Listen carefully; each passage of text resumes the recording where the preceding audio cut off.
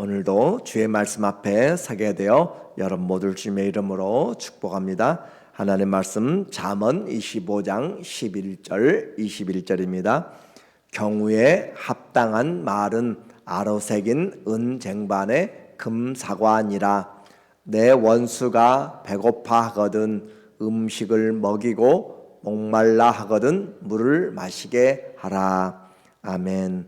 오늘은 삶의 지혜 27번째로 필수 교육이라는 주제로 말씀을 같이 나누도록 하겠습니다. 잠언은 인생의 교과서라고 그렇게 이야기했고 인생의 삶의 지침서라고 그렇게 표현을 하고 있어요. 그래서 많은 부분이 교훈에 대한 교육에 대한 것으로 그렇게 되어집니다. 그래서 인생의 교육이고 자녀의 교육이고 또 필수적인 교육이다라는 주제들로 같이 이번 주간에 보고 있어요. 그래서 잠언은 대부분 솔로몬이 기록한 것입니다. 그래서 1장부터 22장까지 그리고 22장 17절부터 24장까지 우리는 지혜자들이 모아놓은 것들을 보았어요. 그리고 오늘부터 25장부터 또 29장까지는 솔로몬의 잠언인데 시대가 한 270년 정도 지난 히스기야 왕 때 그 솔로몬의 잠언을 다시 재편성해서 백성들을 교육하기 원했던 그런 내용들입니다. 그래서 히스기야 시대 때 율법학자들이 모아놓은 내용들이에요. 1절에 보니까 25장 1절에 이것도 솔로몬의 잠언이요 유다 왕 히스기야의 신하들이 편집한 것이니라. 솔로몬은 이스라엘의 지혜의 왕이었고 그리고 히스기야는 그 뒤로 한 270년 정도 뒤에 왕인데 그가 유다의 13대 왕으로서 그가 왕이 오르라서 북쪽 이스라엘이 아수르라고 하는 아시리아 제국의 멸망을 당하는 현장을 그는 지켜보고 있었고 그리고 그 아시리아는 남쪽의 유다도 침략하면서 많은 위기에 처했던 그런 시대적인 왕입니다. 그렇게 이 히스기야는 북으로 이미 침략을 당하고 망한 그런 나라 그리고 남쪽에 어려움에 있을 때 그 백성들을 어떻게 통치해야 될 것인가 그것을 고민하면서 지혜의 왕이었던 솔로몬의 그 말씀을 가지고 백성들을 양육하기 원했던 그런 마음을 담아서 편집자들에게 학자들에게 이 솔로몬의 잠언을 잘 준비하도록 그렇게 지시를 내린 것이에요. 그렇게 해서 히스기야의 신하들이 편집한 마치 세종대왕이 백성들을 위하여서 집현전이라고 하는 그런 학자들을 모아서 한글을 창제하는 그런 과정을 겪었던 것처럼 히스기야 왕이 될 때 이런 어려움에서 하나님의 신앙으로 나라를 세우기 위한 것이죠.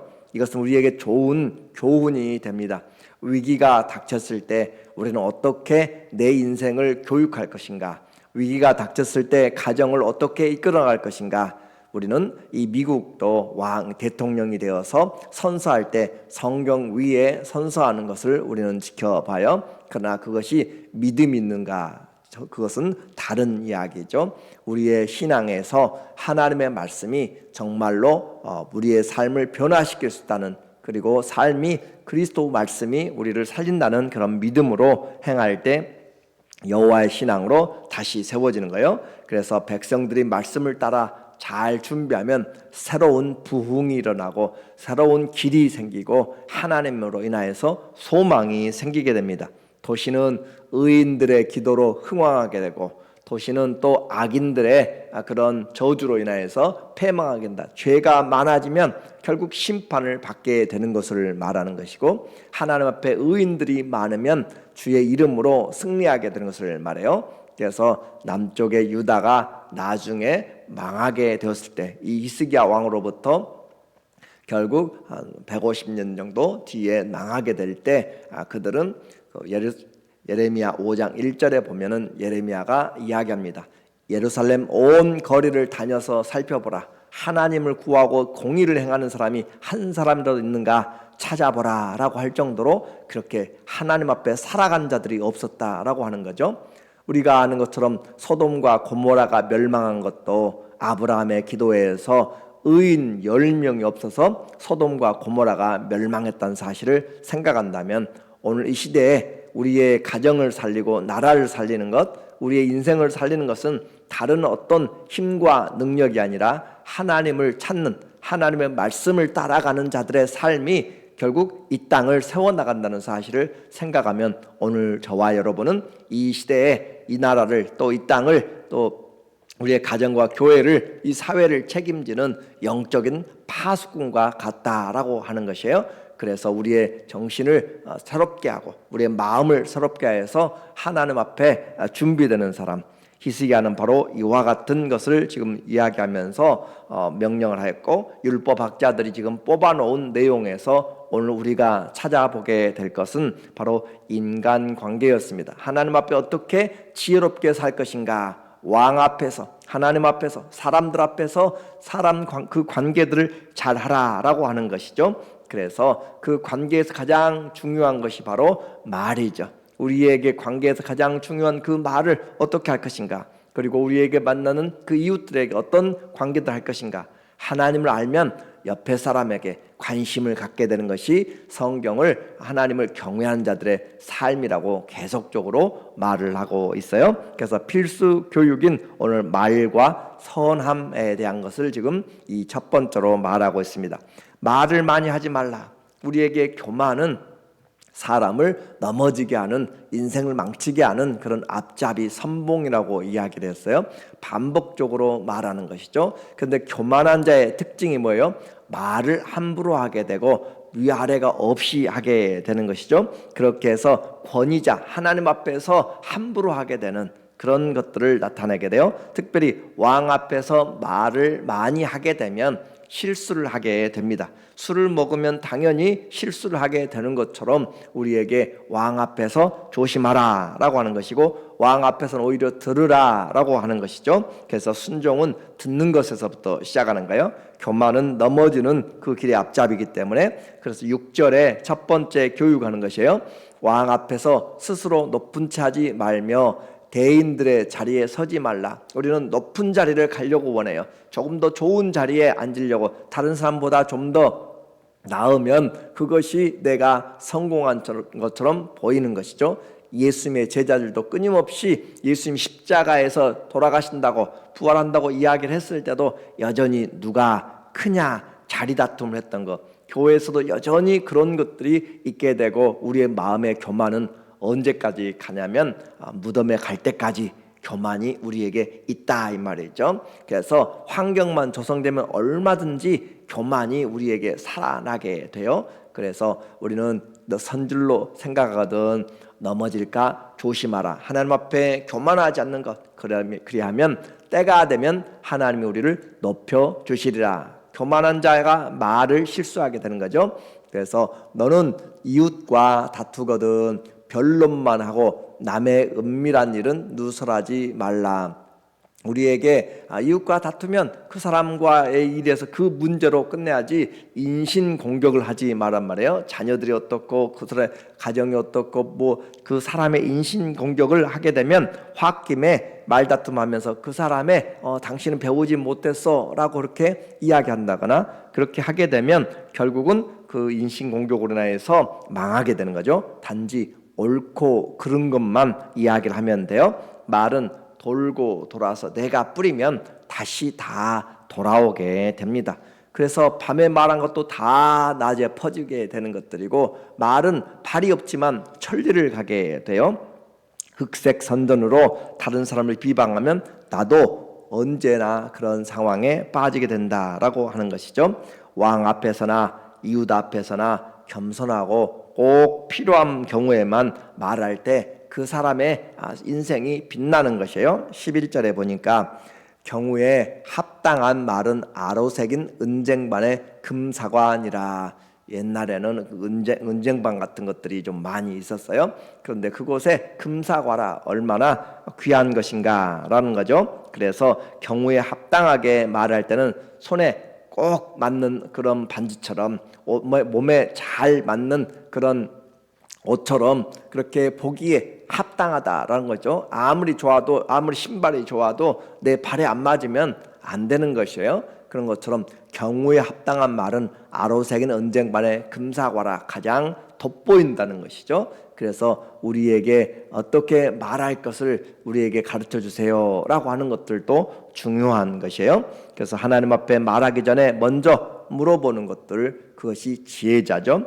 오래 참고 부드러운 말은 상대방의 마음을 녹이게 만듭니다. 상대방의 마음을 누그러뜨리고 견고한 성을 무너뜨린 것 같은 그런 능력이 부드러운 말에서 나타나요. 화를 내게 되면, 마음이 분노가 일어나게 되면 말이 거칠어지게 되는 것이죠. 말이, 가는 말이 고와야 오는 말도 고울 텐데 우리는 그렇게 하지 못하고 다툼이 일어난 것은 대부분 말로 인해서 마음이 상해버리기 때문에 그래요. 그래서 성을 무너뜨린 것보다 이 말로 하는 것이 우리에게 그와 같은 능력이 있다는 것이죠. 말을 잘함으로써 천냥빚도 갚게 되는 15절에 보니까 오래 참으면 관원도 설득할 수 있나니 부드러운 혀는 뼈를 꺾느니라. 부드러운 혀는 뼈를 꺾는다. 고집을 꺾어낸다는 것이죠. 그래서 우리의 말, 이 말이 펜이 칼보다 강하다라는 그런 언론의 이야기도 하잖아요. 우리가 혀의 권세로 죽고 사는 것이 혀의 권세에 있다, 혀의 열매로 먹고 산다 할 정도로 지금 히스기야의 시대에 그들이 어떤 이야기를 하겠어요? 우리나라는 망한다, 북쪽이 망했다, 우리는 힘이 없다, 우리는 하나님이 떠나가셨는가 보다. 원망과 불신앙의 이야기들이, 유언비어들이 많이 퍼져 있겠죠. 그럴 때 우리에게 시대를 이겨내는 것은 진리를, 하나님의 말씀을 가지고, 소망을 가지고 심어내는 하나님의 말씀이 그들을 올바로 해야 되는 것이고, 그래서 부드러운 혀지만은, 새치 혀지만은 그것으로 사람을 죽이기도 하고 살리기도 한다. 우리는 이 거짓을 말하면 안 되는 거예요. 우리의 혀에서 거짓을 말하게 되면 모두가 망하게 됩니다. 16절에 보니까 18절에 자기의 이웃을 쳐서 거짓 증거하는 사람은 방망이요 칼이요 뾰족한 화살이다. 우리의 말에 어떤 것들인가 그런 성격들을 나타내고 있어요.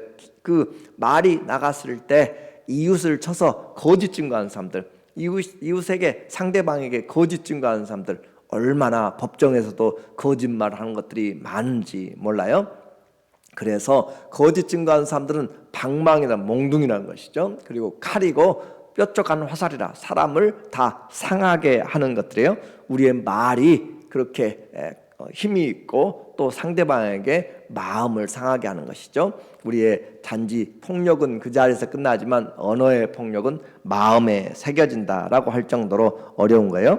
법정이나 사회생활에서 자기 동료나 이웃을 질투하여 증거하는 것들은 그런 사람들은 우리는 요주의 인물로, 여기서 배신했으면 다른 데서도 배신하는 것이죠. 그렇게 해서 우리의 이 입술이 거짓을 말하는 것이 아니라 진리 안에서 사랑을 말하는 것으로 그렇게 시대를 변하고 사회를 바꾸고 하는 것, 우리의 교회도, 목장에도, 가정에도 바꿔야 되는 것이 바로 말의 사용부터 바꿔야 되는 것이에요.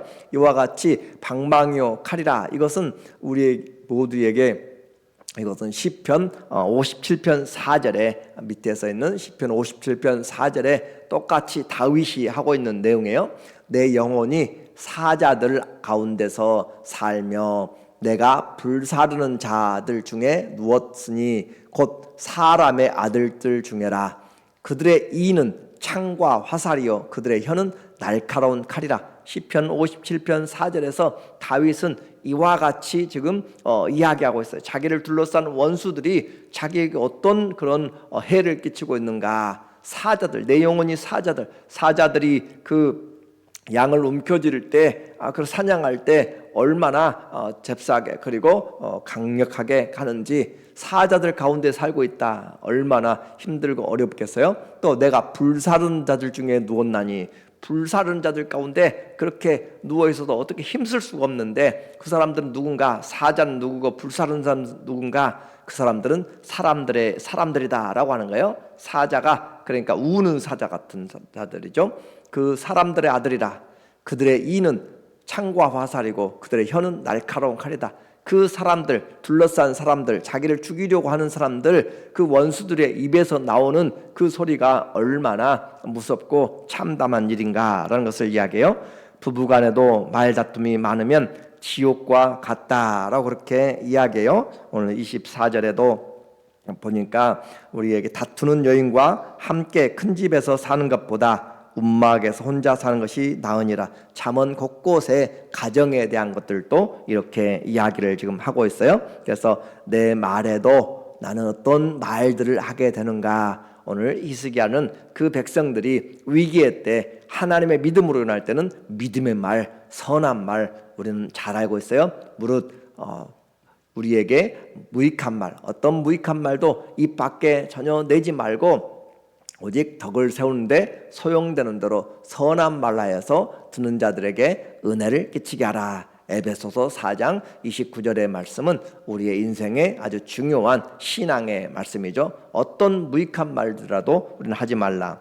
자, 그렇게 이야기하고 두 번째는 우리에게 선으로 악을 이기라 라고 그렇게 이야기해요. 선으로 악을 이기라, 관대함을 이야기해요. 첫 번째는 교만하여서 말 함부로 하지 말라라는 것이었고, 두 번째는 마음을 관대하게 함으로써 믿음으로 우리에게 마음을 넓혀서 선으로 악을 이기라. 세상은 내가 원하는 대로 되지 않습니다. 이유 없이 나를 반대하는 사람이 있고요, 그냥 괜히 싫어하는 사람들, 오히려 죽이려 하는 사람들, 원수들이 있어요. 그러나 성도는 하나님을 경외하기 때문에 우리의 관계에서 할 수 있으면 모든 사람들에게 충성되고 모든 사람들과 화목하고 모든 사람들 대해서 사랑하고 격려해 줘야 될 필요가 있습니다.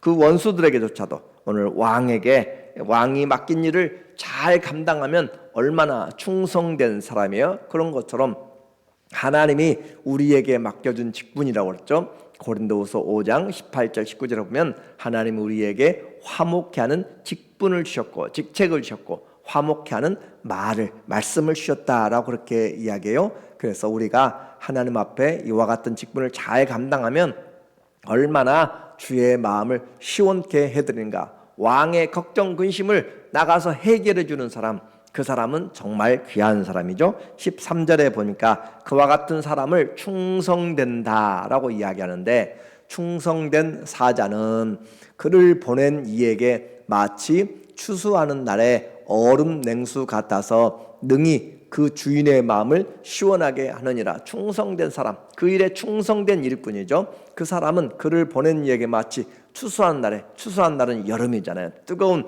그 여름에 그들이 추수할 때 하나님 앞에서 그 시원하게 떠다 놓은 것들을 얼마나 미지근하고 더운데 그 물을 마시는 것보다 이제 갓 떠온 것, 옛날엔 냉장고도 없고 또 얼음도 없잖아요. 그런데 이제라도 떠온 그 우물에서 떠온 것은 시원해요. 그러나 이미 떠다 놓은 것들은 미지근하고 그렇죠.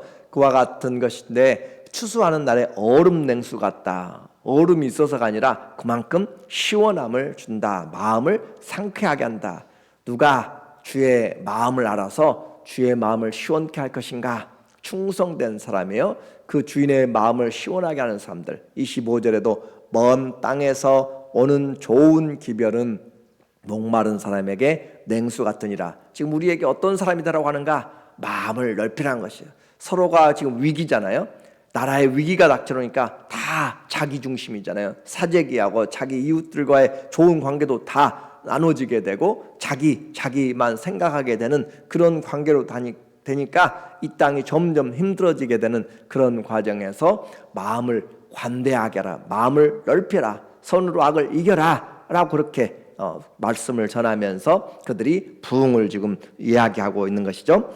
우리에게서 하나님 앞에 올라가는 소식들이 있어요. 하나님 앞에 날마다 보고되는, 리포트되는 그런 삶이, 우리 주님이 우리를 보냈는데 우리의 삶을 보고하는데 우리의 삶이 주님의 마음을 시원케 하는지, 우리 주님의 마음을 답답하게 만드는지, 우리의 삶을 통하여서 하나님을 우리가 어떻게 그분의 마음을 주의 마음을 우리가 보고 또 주님께 영광을 돌리는지, 주님을 기쁘시게 할 것이 무엇인지 시험하여 보라. 주님 우리에게 천천 금은과 수양의 기름들을 바라는 것들이 아니에요.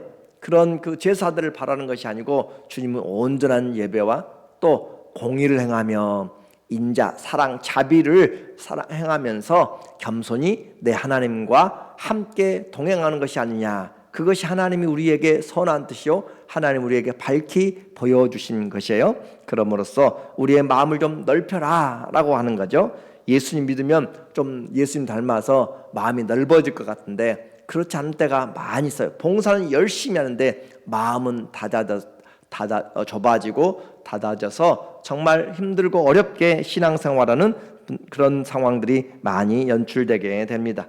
오늘 우리 모두에게 하나님께 올라가는 소식들, 그래서 이와 같이 하게 되면 주님이 기뻐하신다. 욥이 고난을 당하여도 비난하지 아니하고 또 불신앙으로 가지 아니하고 하나님께 끝까지 믿음의 삶을 살아가는 것처럼 상황이 어려울수록 충성의 가치는 더 좋아지고 더 풍성하고 더 능력 있고, 오늘 이 시대가 어려울수록 우리의 성도들의 믿음과 사랑과 소망은 더 가치가 있고 세상을 이겨내게 만들어요. 그래서 지혜자는 원수들과의 관계도 잘 해야 된다. 21절에 보니까 내 원수가 배고파거든 음식을 먹이고 목말라 하거든 물을 마시게 하라. 이 똑같은 내용을 로마서 12장에서 바울은 이거 똑같이 이야기하잖아요.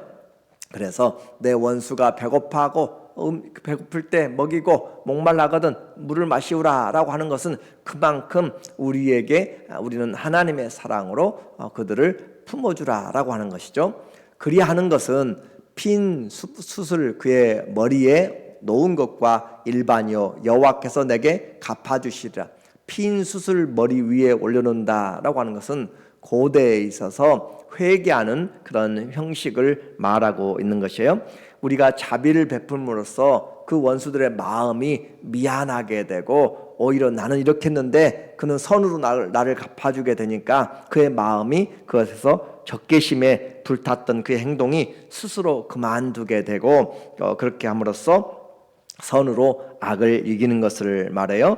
고대 근동에서 머리에 그 숯불을 올려놓는 그런 것은 범죄한 사람이 회개의 표시로 빨갛게 타오르는 숯불을 담은 대야를 머리 위에 올리고 걸어가는 그런 속죄 의식이기 때문에 그의 마음 가운데 우리의 선으로 악을 이기라. 그래서 악으로 악을 갚으면 더욱 상황만 어려워지고 사회가 끝이 보이지 않습니다. 원수들이 많아집니다. 그러나 원수 갚는 것을 하나님께 맡기라. 주님께 맡기고 우리는 축복하고 저주하지 말라. 왜 히스기야 시대 때 가장 힘들고 어려울 때 무기를 만들고 준비를 물론 그것도 해야 되지만 이와 같은 신앙의 부흥을 하는가? 하나님의 말씀으로 우리가 살기 때문에 그래요. 오늘 이 시대에도 우리는 신앙의 부흥을 위해서 말씀으로 다시 돌아가게 되는 것이죠. 필수 교육의 요약입니다. 하나님을 경외하면 경건한 삶을 추구하게 되고 사람들에게 관심을 갖습니다. 관계가 틀어지면 모든 것이 틀어지게 돼요. 괜히 미워하게 되는 것이에요. 그래서 힘든 관계에서 우리는 겸손할 수가 없습니다. 주님의 말씀을 내가 받아들일 때, 교만하지 아니할 때 하나님의 말씀 앞에 내가 주의 종이오니 주의 자녀이오니 그렇게 하게 될 때 겸손하게 되고 주의 그 겸손함에서 나가는 말들이 많은 사람들을 경우에 합당하게 사람들을 살리고 사랑과 선행으로 격려하게 돼요. 그래서 무슨 말을 들으면 서둘러서 전하지 말고 서둘러서 문제로 만들지 말라라고 하는 것으로 결론을 내릴게요. 8절에 보니까 너는 서둘러 나가서 다투지 말라. 마침내 네가 이웃에게서 욕을 보게 될 때 내가 어찌할 줄을 알지 못할까 두려우니라. 무슨 말만 듣고 그냥 상황 판단도 하지 않냐고 한 사람 말만 듣고 사실도 확인하지 않고 당신이 그랬어 라고 이야기하고 법정에 가고 그렇게 소송하게 됐을 때 사람들이 법에 소송할 때 다 자기가 이기리라고 생각하지만 꼭 그렇게만 되는 것이 아니잖아요. 그래서 나중에 그 일을 네가 감당을 어떻게 하겠느냐라고 하는 거예요. 최후 심판자는 하나님이십니다. 우리는 오히려 마음을 넓게 열므로써 하나님 앞에서 선으로 악을 이겨나가고 오늘도 기도하면서 하나님 섬길 수 있는 기회를 주셔서 감사하고 그렇게 주님이 우리에게서 올라가는 모든 소식이 시원한 그런 충성된 자들로 말미암아서 하나님의 마음이 시원케 되는 그런 주의 자녀들 다 되시기를 예수님의 이름으로 간절히 축원합니다. 아멘. 기도하겠습니다. 하나님 아버지 감사합니다.